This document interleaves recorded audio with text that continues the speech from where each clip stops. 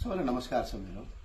अहिले बाढी पहिरोको सिजन छ, बेसरी पानी परिराखेको छ। देशका धेरैभन्दा धेरै ठाउँमा बाढी पहिरोहरू जाने सम्भावना अझै उच्च छ। त्यो भएर कसैले घरभन्दा बाहिर निस्किन र लामो यात्रा अहिले नगरिदिनका लागि अपिल गर्न चाहन्छु। यो सूचना सार्वजनिक गर्नुको मुख्य कारण के छ भने अघिल्लो वर्ष पनि यसरी नै बाढी पहिरो जाँदैछ। मौसम पूर्वानुमान महाशाखाले यसरी बाढी पहिरो जाँदैछ, तपाईहरु बाहिर ननिस्किनुहोस्।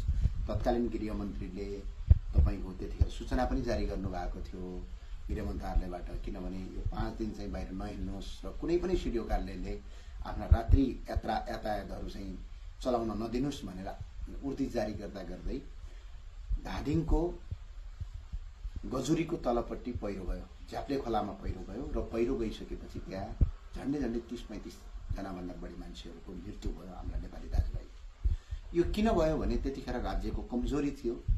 गृह मन्त्रालयले नोटिस निकाल्दा पनि मान्छेहरूले रात्रि यात्रा गर्न छोडेनन्, रात्रि यात्रा गरे र तत्कालीन त्यतिखेरका चितवन जिल्ला सिडिओ प्रमुख, धादिङ जिल्लाको सिडिओ, पोखराको सिडिओ र त्यसै गरेर नवलपरासी पश्चिमको, पूर्वको र त्यसै गरी रूपन्देहीको सिडिओ, यिनीहरूले रात्रिकालीन यातायातलाई चाहिँ रोकेनन्। उनीहरूले चल्न दिए र त्यो राति आइसकेपछि पहिरो गएर मान्छे मर्यो। हो, अहिले पनि त्यो अवस्था आउन सक्छ। त्यही भएको हुनाले यो भिडियो मार्फत के भन्न चाहन्छु भने सबभन्दा ठूलो कुरा चाहिँ तपाई हामी सचेत भयौं भनेपछि ज्यान जोखिम पर्नबाट बच्न सक्छ। त्यो भएको हुनाले अहिले रात्रिकालीन यात्रा नगर्दिन हुन र लामो यात्रा नगर्दिन हुन अपिल गर्न चाहन्छु, अनुरोध गर्न चाहन्छु। किनभने अहिले जसरी पनि तपाईको प्राकृतिक विपदमा तपाईको सबभन्दा बढी क्षति भनेको सूचनाको कमीले हुन्छ। त्यो भएर अहिले यस्तो पानी परिरहेको बेला यात्रा नगर्दिनका लागि म सबैलाई अपिल गर्छु। जय राष्ट्रवाद, जय नेपाल।